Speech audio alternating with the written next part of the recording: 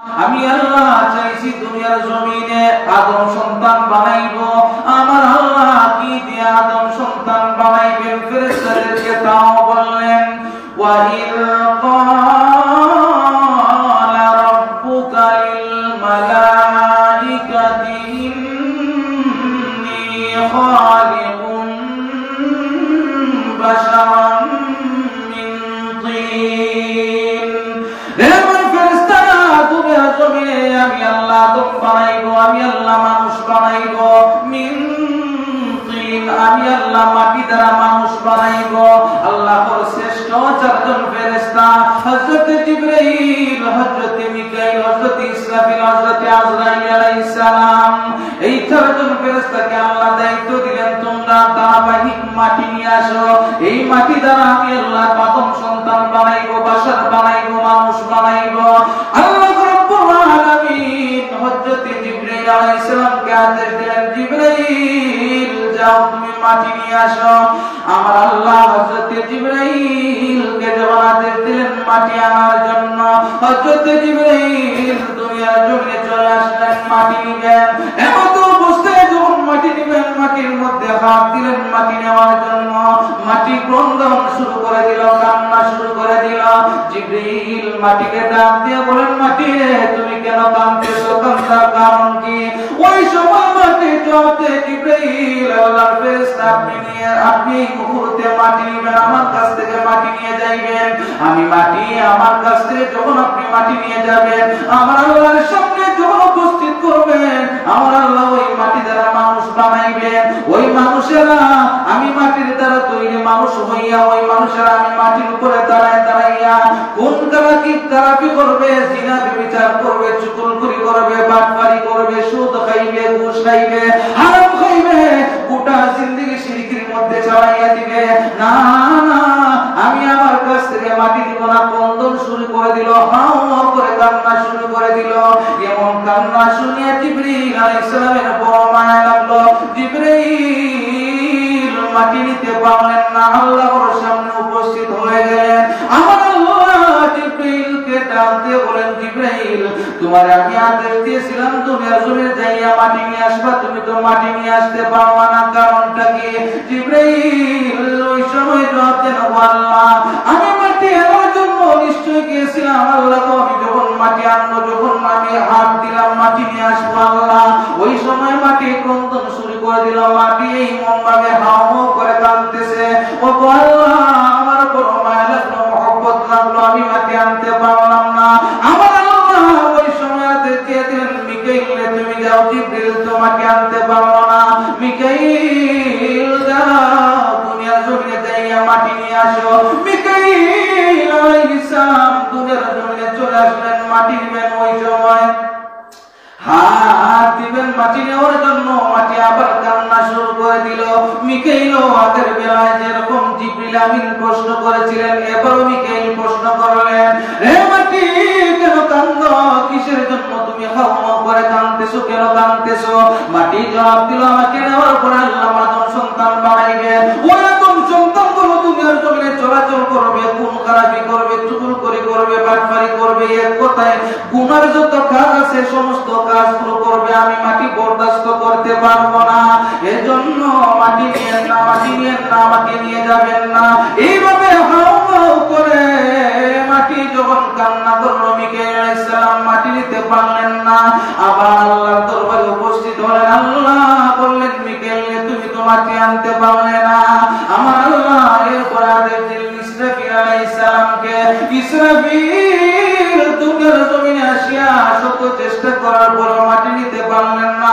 মাটি হাও হাও করে কান্না করতেছে। মিকাইল ইসরাফিল চলে গেলেন, জিবরাইল চলে গেলেন, ইসরাফিল চলে গেলেন, মিকাইল চলে গেলেন। এখন হলো আজরাইল আলাইহিস সালামের পালা।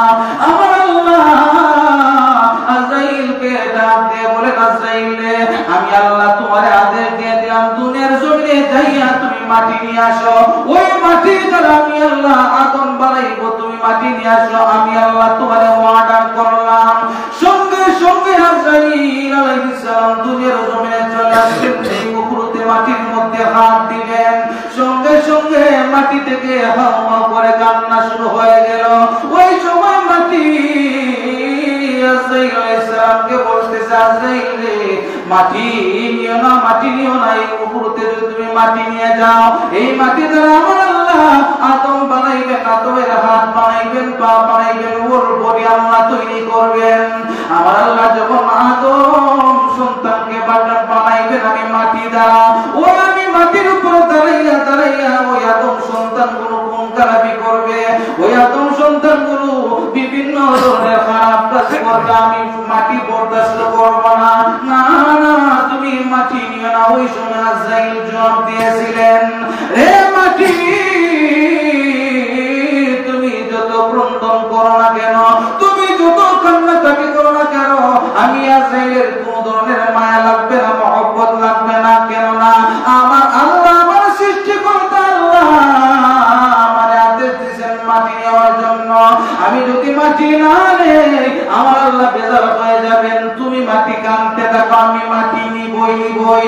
ওই সময় তাবা দিয়া আজরাইল আলাইহিস সালাম আল্লাহর সামনে মাটি নিয়ে উপস্থিত হইলেন। ওই সময় যে মাটি নিয়েছিলেন এক তাবা দিয়া 1 কেজি 2 কেজি, এখন 2 মণ নয়, প্রায় 40 মণ মাটি নিয়ে আল্লাহর দরবারে উপস্থিত হয়েছিলেন হযরত আজরাইল। জোরে জোরে বলেন সুবহানাল্লাহ।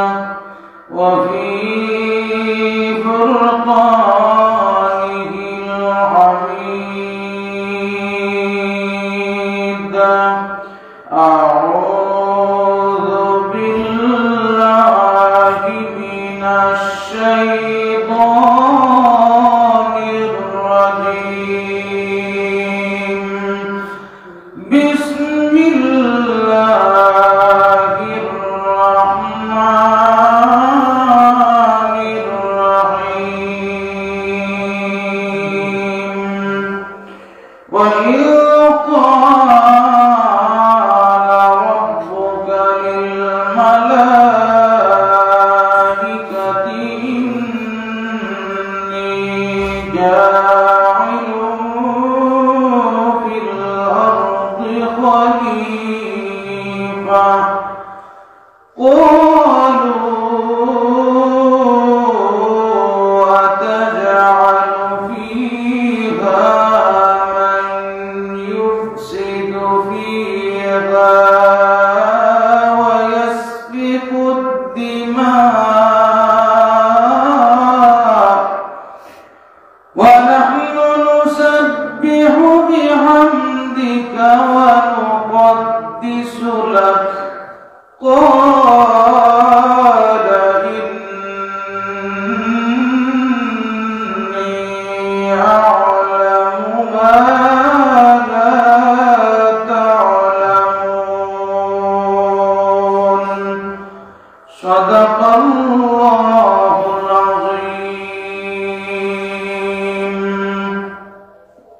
وصدق رسوله النبي الحبيب الأمي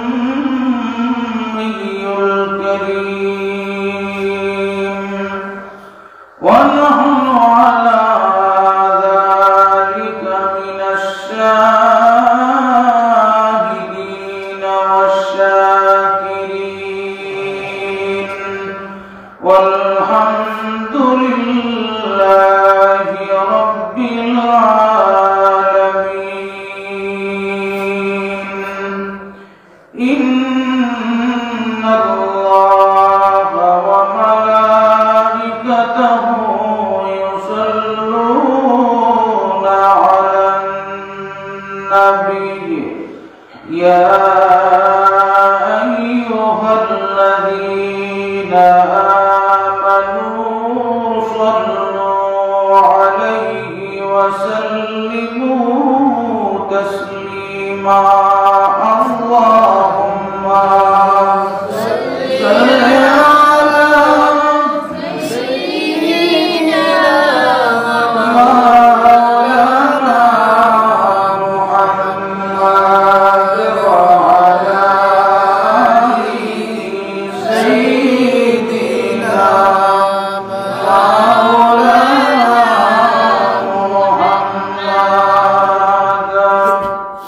জন্ম নিয়ে শিশু নবীজি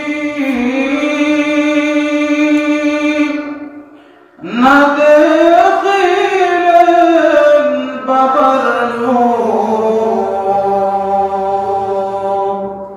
6 বৎসরের কালে নবীজি হারাইলেন মায়ের বুক আল্লাহুম্মা সাল্লি আলা সাইয়্যিদিনা মাওলানা মুহাম্মদ ওয়া আলা আলি সাইয়্যিদিনা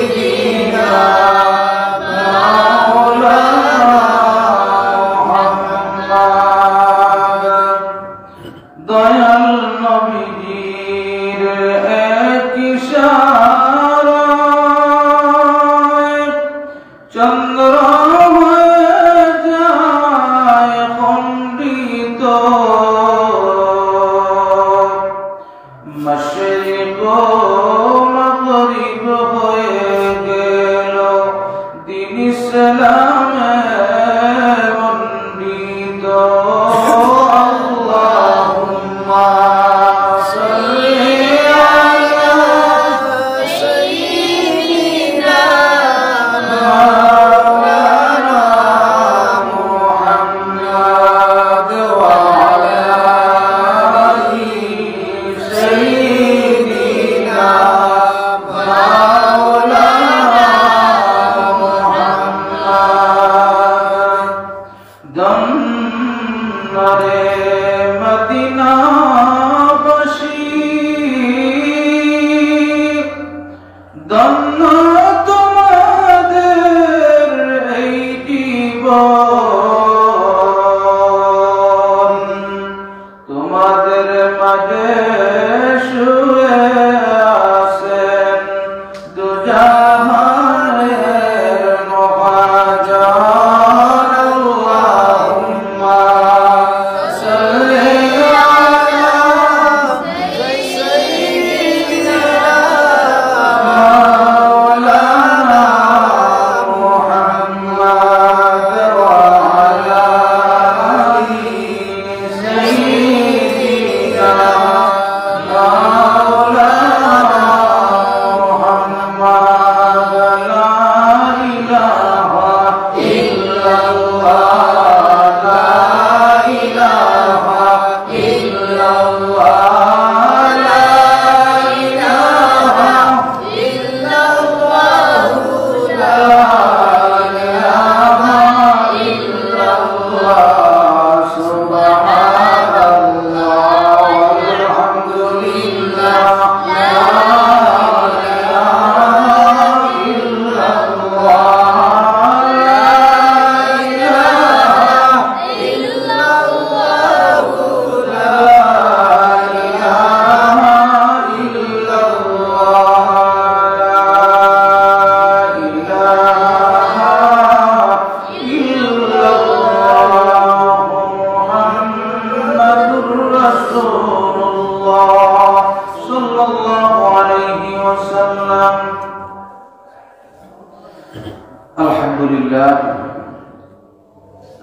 লক্ষ কোটি শুকরিয়া আদায় করি যে আল্লাহ পাক রব্বুল আলামিন আজকে পবিত্র জুমার দিন, শুক্রবার দিন, সাইয়্যিদুল আইয়াম, সাপ্তাহিক ঈদের দিন, সমস্ত দিনের সরদার শুক্রবার দিন,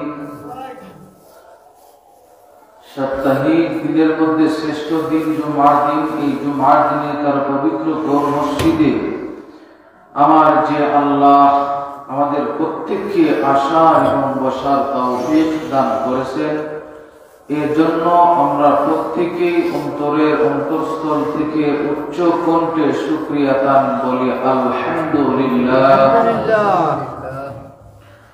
লক্ষ কোটি কোটি দুরূদ সালাম পেশ করি আকায়ে নামদার তাজদারে মদিনা সাইয়্যিদুল মুরসালিন সাইয়্যিদুস সাকালাইন শাফিউল মুজনাবিন উম্মতের কান্ডারি নবী মুহাম্মদুর রাসূলুল্লাহ সাল্লাল্লাহু আলাইহি ওয়াসাল্লামের নূরানি খিদমত মুবারকে আল্লাহুম্মা আমিন।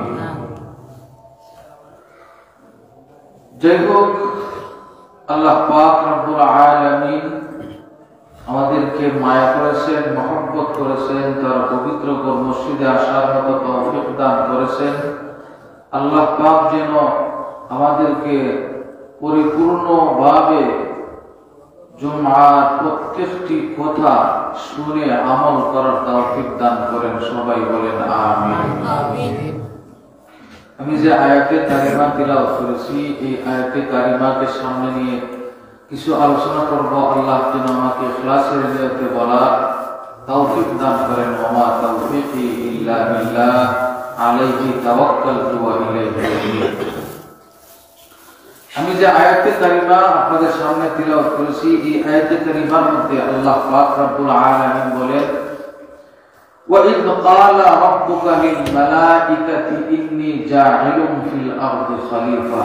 আল্লাহ পাক রব্বুল আলামিন ফেরেশতাদেরকে বলতেছেন, ফেরেশতারা দুনিয়ার জমিনে আমি আমার খলিফা নিযুক্ত করব, খলিফা নিযুক্ত করব, প্রতিনিধি নিযুক্ত করব, আদম বানাবো। তখন ফেরেশতারা জবাব দিলেন, ক্বালু আতাজআলু ফীহা মান ইউফসিদু ফীহা ওয়া ইয়াসফিকুদ দিমা। আল্লাহ, আপনি কি এমন কোন জাতি বানাবেন, আপনি কি এমন কোন জাতি আপনি তৈরি করবেন যে জাতি দুনিয়ার জমিনে যাইয়া আপনার নাফরমানি করবে, ফিতনা ফাসাদ তৈরি করবে, রক্তপাত ঘটাবে? এমন কোন জাতিকে আপনি দুনিয়াতে পাঠাতে চাচ্ছেন? কেনই বা পাঠাবেন? তখন ফেরেশতারা জবাব দেন, ওয়া নাহনু নুসাব্বিহু বিহামদিকা ওয়া নুকদ্দিসু লাক। আল্লাহ, আমরা তো যথেষ্ট আপনার জন্য, আমরাই তো আপনার তাসবিহ পাঠ করি, আপনার গুণকীর্তন আমরাই তো করি। আল্লাহ, আপনার প্রশংসা আমরা করি, আপনার ইবাদতে আমরা নিমজ্জিত আছি। আল্লাহ, কেন দুনিয়াতে আপনি পাঠাবেন? আল্লাহ তখন জবাব দিয়েছিলেন,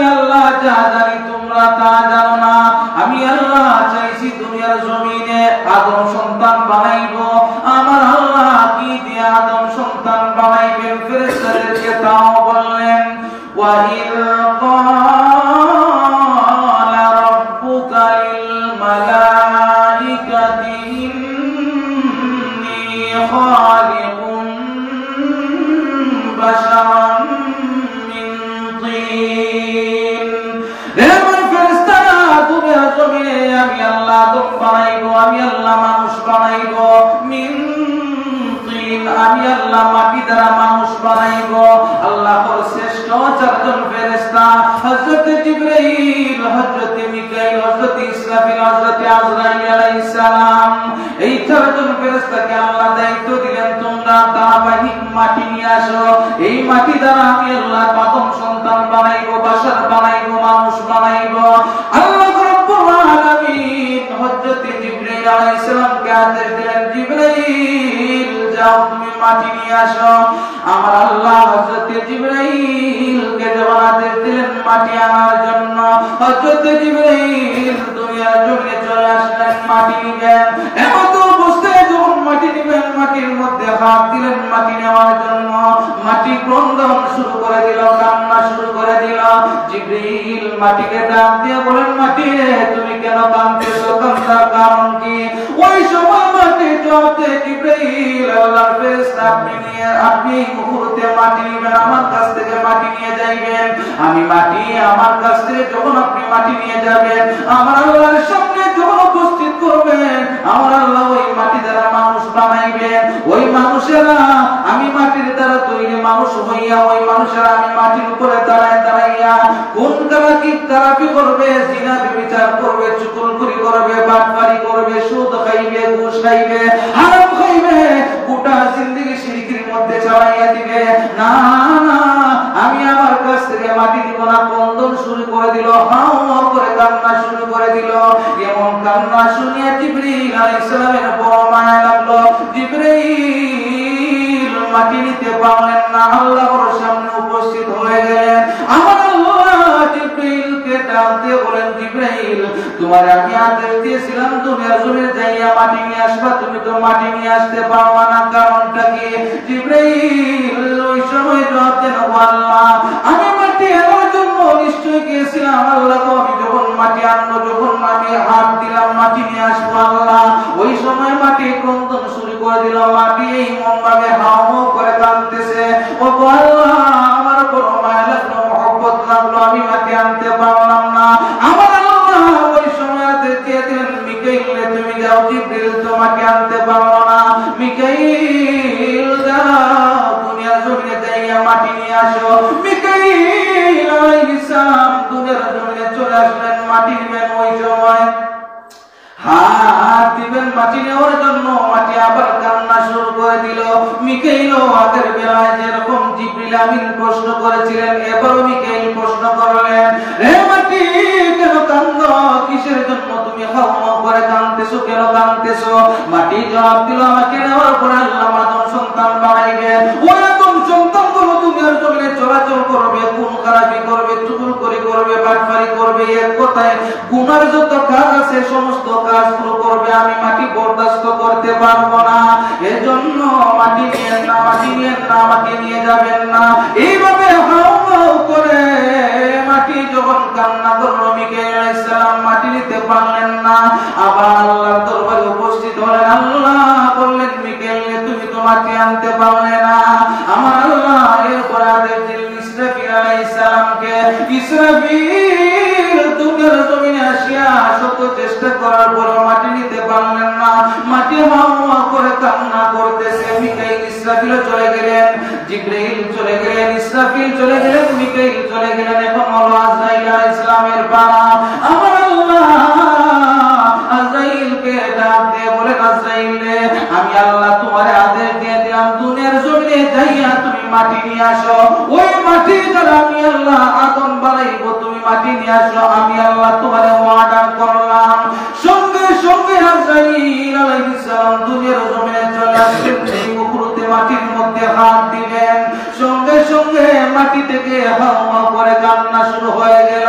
ওই সময় মাটি আজরাইল আলাইহিস সালামকে বলতেছে, আজরাইল রে মাটি নিও না, মাটি নিও না, এই মুহূর্তে যদি তুমি মাটি নিয়ে যাও, এই মাটি দ্বারা আমার আল্লাহ আদম বানাইবেন, আদমের হাত বানাইবেন, পা বানাইবেন, ওর বডি আল্লাহ তৈরি করবেন।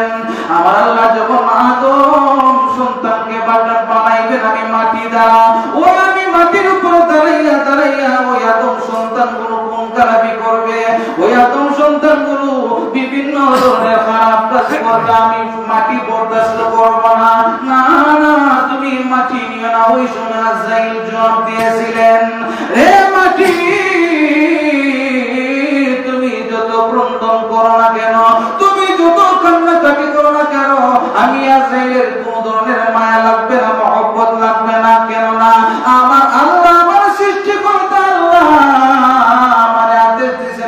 নেওয়ার জন্য। আমি যদি মাটি না নেই আমার আল্লাহ বেজার হয়ে যাবেন। তুমি মাটি কানতে থাকো, আমি মাটি নিবই। ওই সময় তাবা দিয়া আজরাইল আলাইহিস সালাম আল্লাহর সামনে মাটি নিয়ে উপস্থিত হইলেন। ওই সময় যে মাটি নিয়েছিলেন এক তাবা দিয়া 1 কেজি 2 কেজি 1 মণ 2 মণ নয়, প্রায় 40 মণ মাটি নিয়ে আল্লাহর দরবারে উপস্থিত হয়েছিলেন হযরত আজরাইল। জোরে জোরে বলেন সুবহানাল্লাহ। 1 মণ আর 2 মণ নয়, তিনি এক তাবা দিয়া মুষ্টির মধ্যে যে মাটি নিয়েছিলেন 40 মণ মাটি নিয়ে আল্লাহর সামনে উপস্থিত হলেন। আল্লাহর সামনে যখন হযরত আজরাইল উপস্থিত হলেন এক মুষ্টি মাটি নিয়ে, আল্লাহ আজরাইলকে বললেন, আজরাইল, আমার জিবরীল গেল, আমার মিকাইল গেল, আমার ইসরাফিল গেল, তারা কন্দন শুনিয়া মাটি আনতে পারলো না। আজরাইল, তুমি কিভাবে মাটি আনলা? তখন আজরাইল জবাব দিল, আল্লাহ, আমি তাদের মতন আমিও গিয়েছিলাম মাটি আনার জন্য। মাটি এইভাবে কান্না করেছিল, আল্লাহ আমি মাটি আনবো। তার কান্না শোনার পরে আমি তাকে জবাব দিয়েছিলাম, আমার আল্লাহ আদেশ দিয়েছেন মাটি নেওয়ার জন্য, আমি মাটি নিব, আমি নিয়ে আসছি। আমার আল্লাহ বলেন, তোমাকে কঠিন এক কাজের দায়িত্ব আমি আল্লাহ দিব। যদি বলেন এই কঠিন কাজের দায়িত্ব হলো এই আদমের সন্তান দুনিয়াতে আসবে, এদের জান বাহির করে নেওয়ার দায়িত্ব আমার আল্লাহ হযরত জিবরাইল আলাইহিস সালামকে দিয়েছিলেন। সুবহানাল্লাহ। এখনো পর্যন্ত এই দায়িত্ব আঞ্জাম দিচ্ছেন। এখনো পর্যন্ত দেখবেন, যখন সর্বপ্রথম আমাদের বাবা আদম আলাইহিস সালামকে তৈরি করার জন্য মাটি নিয়েছিলেন, মাটি কিন্তু কেঁদেছিল, খুব বেশি কাঁদছিল, খুব বেশি কেঁদেছিল।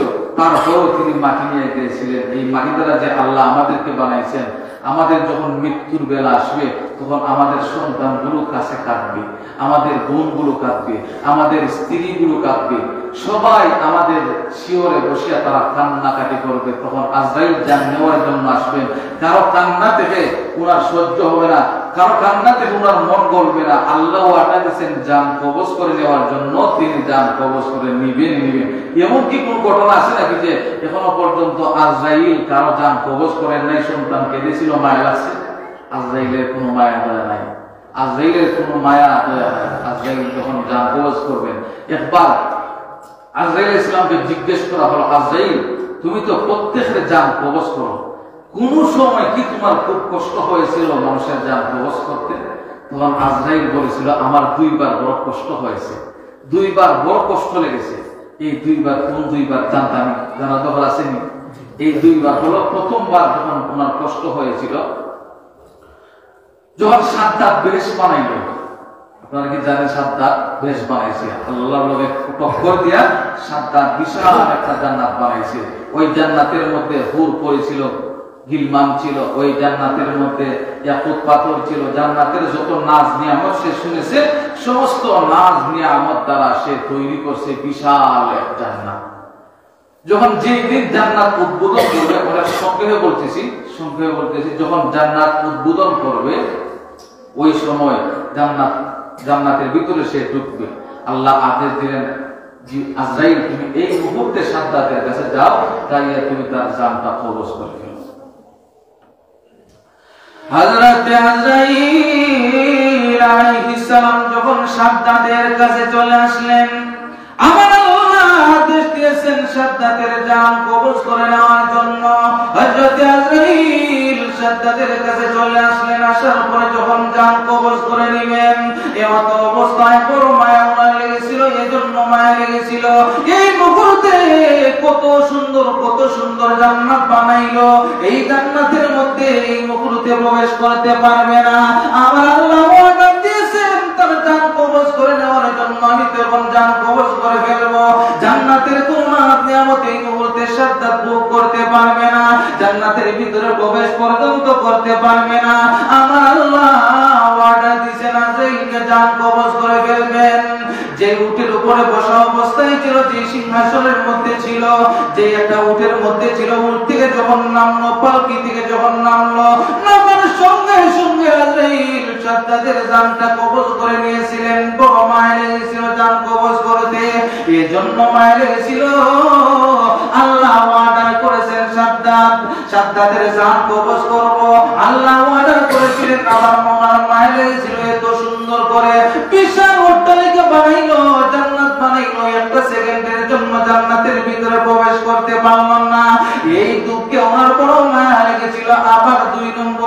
করেছিলেন, এজন্য ওনার মায়া লেগেছিল। সাদ্দাত যখন ছোট ছিল, ওই সাদ্দাত যখন একদম ছোট ছিল, এমত অবস্থায় তার মা তাকে লইয়া রওনা দিয়েছেন সমুদ্র পথে।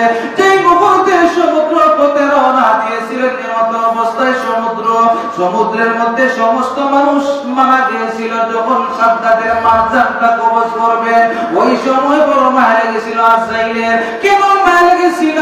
দুধের বাচ্চা সাদ্দাত, ওই সাদ্দাত মার দুধ খায়। এমত অবস্থায় তার মারজানটা কবজ করে ফেললে এই সমুদ্রের মধ্যখানে বাচ্চাটার কি উপায় হবে, কি অবস্থা হবে? এজন্য সাদ্দাত বড় মায়া লেগেছিল। সাদ্দাতের মারজান কবজ করতে আজরাইলের বড় মায়া লেগেছিল। হযরত আজরাইল আলাইহিস সালাম সাদ্দাতের মারজান কবজ করলেন। আল্লাহ রাব্বুল আলামিনের কুদরত দ্বারা হযরত আজরাইল আলাইহিস সালাম একটা কাঠের মধ্যে ওই সাদ্দাতের দেহটা রেখে দিলেন, ছোট্ট বাচ্চাকে রেখে দিলেন একটা শুকনো কাঠের উপর। ওই কাঠ বাসিয়া যাইতে একটা জঙ্গলের গাছের মধ্যে চলে গেল। জঙ্গলের গাছের মধ্যে যাইয়া ওই জঙ্গলের গাছের মধ্যে যখন চলে গেল, একটা বাঘিনী চলে আসলো। ওই বাঘিনীটারও ওই বাঘিনীটারও বাচ্চা মারা গেছে। ওই বাঘিনী একটা বাঘিনী আর একটা বাঘের স্ত্রী বাঘিনী যখন চলে আসলো পানি খাইবে, এমত অবস্থায় দেখলো ছোট্ট একটা বাচ্চা। ওই বাচ্চা দেখিয়া বাঘিনীর মনের মধ্যে মায়া লেগে গেল। এই মায়াটা কে দিয়েছেন জুড়ে বলেন তো একবার দেখি, কে দিয়েছেন? আমার আল্লাহ মায়া দিয়েছিলেন। ওই বাঘিনী যখন কাঠের কাছাকাছি চলে গেল, সাদ্দাতকে লইয়া মুখের মধ্যে হা করে লইয়া সাদ্দাতকে পাড়ের মধ্যে তুলিয়া এমত অবস্থায় যখন শুইয়া রাখলো, সাদ্দাত ছোট বাচ্চা মাত্র 2 দিন অথবা 3 দিন অথবা 7 দিন বা 15 দিন মায়ের দুধ খাইছে। মায়ের দুধ খাওয়ার কোনো সুযোগ হয় না। লঞ্চের মধ্যেই দুনিয়ার জমিন থেকে মা চলে গেছেন। ওই সাদ্দাতকে যখন বাঘিনী শুইয়া রাখলো, বাঘিনী আবার পানি খাওয়ার জন্য যখন চলে গেল, এইদিকে বাঘিনীর বুকের মধ্যে দুধ টকবক করতেছে, সন্তান মারা গেছে। বুকের মধ্যে দুধ টকবক করছে, সে বড় ব্যথা।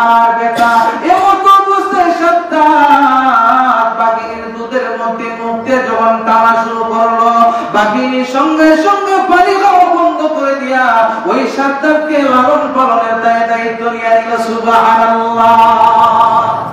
ওই 2 সময় বড় মায়া লেগেছিল আজরাইলের। আল্লাহর সামনে যখন মাটি নিয়ে গেলেন, আমার আল্লাহ হযরত আজরাইলকে বললেন, তোমাকে বড় কঠিন এক দায়িত্ব দিব। আল্লাহ দায়িত্ব দিয়ে দিলেন মানুষের জান কবজ করা। আমার আল্লাহ হযরত আদম আলাইহিস সালামকে বানাইবেন। যে মাটি নিয়ে আসছিলেন, ওই মাটিটা ছিল প্রথমে এঁটেল মাটি। এঁটেল মানে কোরআনের শরীফের মধ্যে বর্ণনা করা হয়েছে তৈনিল লাজিম। ওই মাটিটা ছিল এঁটেল মাটি। এরপরে আল্লাহ রাব্বুল আলামিন এই মাটির মধ্যে আল্লাহ 1040 বছর পর্যন্ত পানি দিলেন। 40 বছর পর্যন্ত যখন পানি দিলেন, আবার পানি দেওয়ার পর এই মাটিটা কাদা মাটিতে পরিণত হয়ে গেল। ওই মাটিটা যখন কাদা মাটিতে পরিণত হলো, তখন আল্লাহ ওই কাদা মাটি দ্বারা ওই কাদা মাটিকে আমার আল্লাহ রাব্বুল আলামিন কাদা মাটি দ্বারা বানাইলেন। হযরত আদম আলাইহিস সালামের সম্পূর্ণ বডি আল্লাহ মাথা থেকে নিয়ে গলা থেকে নিয়ে একদম পা পর্যন্ত আল্লাহ সুন্দর করে তৈরি করলেন।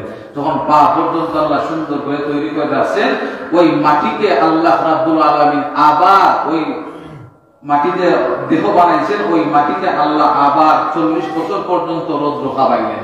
সুবহানাল্লাহ। 40 বছর পর্যন্ত রৌদ্র খাওয়াইলেন। খাওয়ানোর পরে আল্লাহ ফু দিয়া হযরত আদম আলাইহিস সালামের দেহের ভিতরে আল্লাহ রূহ দিলেন। সুবহানাল্লাহ। তাহলে আদম আলাইহিস সালামকে পরিপূর্ণ বানাইতে আল্লাহ কয়দিন সময় লেগেছিল বলুন তো? 3-4-12, অর্থাৎ 120 বছর সময় লাগছে হযরত আদম আলাইহিস সালামকে তৈরি করতে। আল্লাহ 120 বছর পর্যন্ত আল্লাহ তৈরি করলেন হযরত আদম আলাইহিস সালামকে। এত সময় নিয়ে কেন বানাইলেন? আল্লাহ চাইলে কি 1 মিনিটের ভিতরে বানাইতে পারতেন না? আল্লাহ চাইলে তো সেকেন্ডের ভিতরে হযরত আদম আলাইহিস সালামকে বানাইতে পারতেন। আসমান জমিন সমস্ত কিছু আল্লাহ বানাইছেন। তাহলে আদম আলাইহিস সালামকে বানাইতে এত সময় কেন নিলেন? এর জন্য সময় নিছেন আল্লাহ, এই আদম দুনিয়াতে যাইয়া আমি মুনিবের ইবাদত করবে। সুবহানাল্লাহ। এর জন্য সময় নিয়ে বানাইছেন। দেখবেন মানুষ যখন ঘর বানায়, একটু সময় নিয়ে বানাইলে মজবুত ঘর হয়। আর যদি তাড়াহুড়ো করে ঘর বানায়, এই ঘরটা তেমন মজবুত হয় না, তেমন টিকেও না। ঠিক না? আর যদি ভালোভাবে ধীরে ধীরে ঘর বানায় এই ঘরটা মজবুত হয়। আমার আল্লাহ এই জন্য মজবুত করে বানাইছে, এই মানুষটা মৃত থাকবে, মৃত থেকে আমি আল্লাহ জীবিত করব, জীবন দেওয়ার পরে আমি আল্লাহ তারে আবার মৃত্যু করব, মৃত হওয়ার পরে কবর দেশ থেকে আমি আল্লাহ আবার তারে পুনরুদ্ধার করব, পুনরুদ্ধার করার পরে আমি আল্লাহ তারে চিরস্থায়ী জান্নাত দিব অথবা জাহান্নাম দিব। কারণ তার কোনো ক্ষয় নাই, কোনো লয় নাই। আল্লাহ রাব্বুল আলামিন হযরত আদম আলাইহিস সালামের সুন্দর ঘড়ি যখন তৈরি করলেন, আমার আপনার সৃষ্টিকর্তা মহান আল্লাহ রাব্বুল আলামিন হযরত আদম সফিউল্লাহর যখন বডি তৈরি করে ফেললেন, মাথা এখনো পর্যন্ত তৈরি করেন নাই, আমার আল্লাহ গলা থেকে নিয়ে পা পর্যন্ত সুন্দর করে তৈরি করে ফেললেন। সুন্দর করে সমস্ত বডি তৈরি করলেন, শুধু মাথা ব্যতীত মুখমণ্ডল ব্যতীত আল্লাহ ফেরেশতাদের মাধ্যমে তৈরি করলেন সমস্ত বডি তৈরি করার পরে ইবলিস তো আছে প্রকাশ্য শত্রু। এই ইবলিস যখন দেখলো আল্লাহ রৌদ্র দ্বারা হযরত আদম আলাইহিস সালামের দেহটা শুকাইতেছেন, আল্লাহ যে সুন্দর করে দেহ শুকাইতেছেন, ওই সময় ইবলিস চতুর্দিকে চক্কর দেওয়া শুরু করলো। চক্কর দিতে দিতে যখন হযরত আদম আলাইহিস সালামের সামনে চলে আসলো, আদম আলাইহিস সালামকে দেখে তার হিংসা লাগলো। এই আদমকে আল্লাহ বানাইবেন, বানানোর পরে আল্লাহ যদি ওই আদমকে শ্রেষ্ঠত্ব দিয়া দেন, আল্লাহ রাব্বুল আলামিন এই আদমটা বড় মায়া করিয়া বানাইছেন, এতদিনে বানাইছেন। তার হিংসার বশীভূত হইয়া হযরত আদম সফিউল্লাহ শরীরের মধ্যে তুতু নিক্ষেপ করলো। তুতু নিক্ষেপ করার সঙ্গে সঙ্গে আমার আল্লাহ যে সমস্ত ফেরেশতাদের মধ্যে শ্রেষ্ঠ যে ফেরেশতা হযরত জিবরিলকে আদেশ দিলেন, জিবরাইল রে যাও তাড়াতাড়ি যাও, আমার আদমের কাছে চলে যাও। দেখো যাইয়া ইবলিস এই মুহূর্তে আমার আদমকে তুতু দিয়েছে, যে জায়গার মধ্যে তুতু দিয়েছে ওই জায়গা থেকে মাটি তুমি তুলে নিয়ে আসো। ওই মাটি নিয়ে ওই মাটি দ্বারা একটা পশু তুমি তৈরি করো, পশু বানাইয়া ফেলো। ওই মাটি দ্বারা নিয়ে একটা পশু বানাইলেন, ও পশুর নাম হইল কুকুর। কুত্তা আল্লাহ বানাইছেন। ওই আদম আলাইহিস সালামের পেটের মধ্যে যে তুতু দিয়েছিল, ওই তুতু মিশ্রিত মাটি দ্বারা আমার আল্লাহ কুত্তা বানাইলেন। কোন জায়গা থেকে আল্লাহ মাটি নিয়েছিলেন? ওই জায়গার নাম হইল নাভি। এর জন্য সমস্ত শরীরের মধ্যে যে জায়গাটা গাত, ওই জায়গাটা বড় নাভি। নাভি দেখবেন মানুষের গাত কি হয় কি হয় না? প্রত্যেক মানুষের নাভি কিন্তু গাত। আমার আল্লাহ ওই জায়গা থেকে মাটি নিয়েছিলেন, মাটি নিয়ে আমার আল্লাহ হযরত আদম আলাইহিস সালামকে পুত পবিত্র করে ফেললেন। যখন ওই মাটি টনটনে হয়ে গেল, আমার আল্লাহ সূরাতুর রহমানের মধ্যে বলেন, ওয়া খালাকাল ইনসানা মিন সালসালিন কাল ফাখখার। আল্লাহ রাব্বুল আলামিন যখন দেখলেন মাটিটা টনটন করতেছে, এমন অবস্থায় আমার আল্লাহ জিবরিল আলাইহিস সালাম সহ চারজন শ্রেষ্ঠ ফেরেশতাকে আদেশ দিলেন যে আমার ফেরেশতারা, আমি আল্লাহ আদমের চেহারা বানাইব, সুন্দর করে তার চেহারা আমি আল্লাহ তৈরি করব। আমার আল্লাহ সুন্দর করে নিজের হাতে খালাকতু বিয়াদাইয়া, আল্লাহ বলেন আমার নিজের দুই হাত দ্বারা আমি আদমের চেহারা বানাইছি। সুবহানাল্লাহ। এই সুন্দর চেহারা আমার আল্লাহ নিজের হাতে বানাইছেন। কেন বানাইছেন? ওই চেহারা দ্বারা আমার বান্দা আমি আল্লাহর কুদরতি পায়ের মধ্যে সিজদা দিবে। দুনিয়ার কোনো কাফির কুফরি করবে না, কোনো মাজারের মধ্যে যাইয়াও সিজদা দিবে না, কোনো পীরের কাছে যাইয়াও সিজদা দিবে না, কোনো মূর্তির সামনে যাইয়াও সিজদা দিবে না। একমাত্র আমি আল্লাহর কুদরতি পায়ের মধ্যে সিজদা দিবে। এর জন্য আমি আল্লাহ সুন্দর করে তার চেহারা বানাইছি নিজের হাতে। সুবহানাল্লাহ। সুন্দর করে আমার আল্লাহ হযরত আদম আলাইহিস সালামের চেহারা যখন তৈরি করে ফেললেন, সুন্দর চেহারা হয়ে গেল।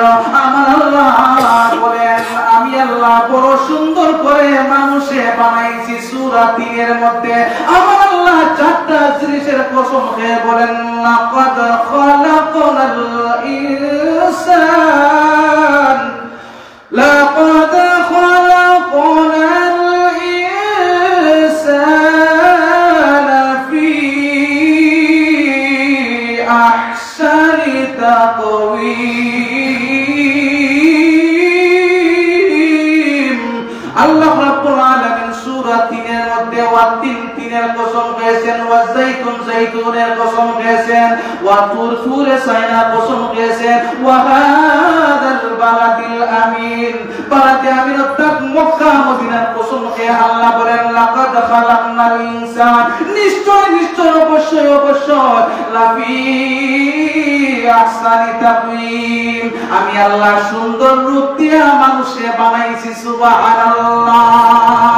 আল্লাহ রাব্বুল আলামিন সুন্দর রূপ দিয়ে যখন মানুষ বানাইয়া ফেললেন, আমার আল্লাহ হযরত আদম আলাইহিস সালামের ভিতরে যখন রূহ দিয়া দিলেন, রূহ যখন ফু দিয়া দিলেন, হযরত আদম সফিউল্লাহ তখন হাসি দিয়েছিলেন, হাসি গুলো চলে আসলে সর্বপ্রথম তিনি যে বাক্য উচ্চারণ করেছিলেন ওই বাক্য হলো আলহামদুলিল্লাহি রাব্বিল আলামিন। যে মুহূর্তে হাসি দিয়েছিলেন ওই হাসি দেওয়ার সঙ্গে সঙ্গে তিনি উচ্চারণ করেছিলেন আলহামদুলিল্লাহ সমস্ত প্রশংসা আল্লাহর, আলহামদুলিল্লাহ সমস্ত প্রশংসা আল্লাহ রাব্বিল আলামিন গোটা জাহানের প্রভু যিনি, ওনার জন্য সমস্ত প্রশংসা। যে মুহূর্তে সমস্ত প্রশংসা তিনি করে ফেললেন, আমার আল্লাহ হযরত আদম সফিউল্লাহকে ডাক দিয়ে বলেন, হে আদম এই মুহূর্তে তুমি যে আমার প্রশংসা করলা, তোমার থেকে আমি অসংখ্য আদম সন্তান দুনিয়ার জমিনে পাঠাইবো। ওই আদমগুলো যখন তুমি যেভাবে প্রশংসা করছো এইভাবে প্রশংসা করবে। হাসি দেওয়ার পরে সে বলবে আলহামদুলিল্লাহ, আলহামদুলিল্লাহ বলার সঙ্গে সঙ্গে আমি আল্লাহ তারে পরিপূর্ণ সেবায়ে কুল্লে আজরা দান করব সুবহানাল্লাহ। বর্তমান চিকিৎসা বিজ্ঞান বলে যখন মানুষ হাসি দেয়, হাসি দেওয়ার সঙ্গে সঙ্গে নাক দ্বারা অসংখ্য জীবাণু বাহির হয়, ওই জীবাণু বাহির হওয়ার সঙ্গে সঙ্গে ব্রেনটা পরিষ্কার পরিচ্ছন্ন হয়ে যায়। এজন্য হাসি দেওয়ার পরে বলতে হয় আলহামদুলিল্লাহ সমস্ত প্রশংসা আল্লাহর জন্য। যখন কোনো মানুষ আলহামদুলিল্লাহ বলে, তার পাশে যে ব্যক্তি আছে তার উপর দায়িত্ব হয়ে যায় আলহামদুলিল্লাহ শোনার সঙ্গে সঙ্গে সে যেন বলে ইয়ারহামুকাল্লাহ। আবার যদি ওই ইয়ারহামুকাল্লাহ আর কেউ শুনে ফেলে, সেও যেন বলে ইয়াহদিকুমুল্লাহ। জুড়ে জুড়ে বলেন সুবহানাল্লাহ। এই হলো ইসলামের বিধান। যাই হোক, হাসি দেওয়ার পরে আমরা কি বলবো? আলহামদুলিল্লাহ, আল্লাহর প্রশংসা করব। হযরত আদম আলাইহিস সালামকে আল্লাহ সুন্দর করে তৈরি করে ফেললেন, আদম আলাইহিস সালাম তৈরি হয়ে গেলেন। এরপরে আল্লাহ রাব্বুল আলামিন আদম থেকে ধারাবাহিক মানুষ কিভাবে আল্লাহ তৈরি করছেন আগামী জুমআয় আলোচনা করব। আল্লাহ রাব্বুল আলামিন আমাদেরকে তৌফিক দান করুন। যতটুকু আলোচনা করলাম, যতটুকু জ্ঞান হাসিল করলাম তার উপর আমল করার তৌফিক আল্লাহ আমাদেরকে দান করুন। সবাই বলি আমিন। ওয়া আখিরু দাওয়ানা আলহামদুলিল্লাহি রাব্বিল আলামিন।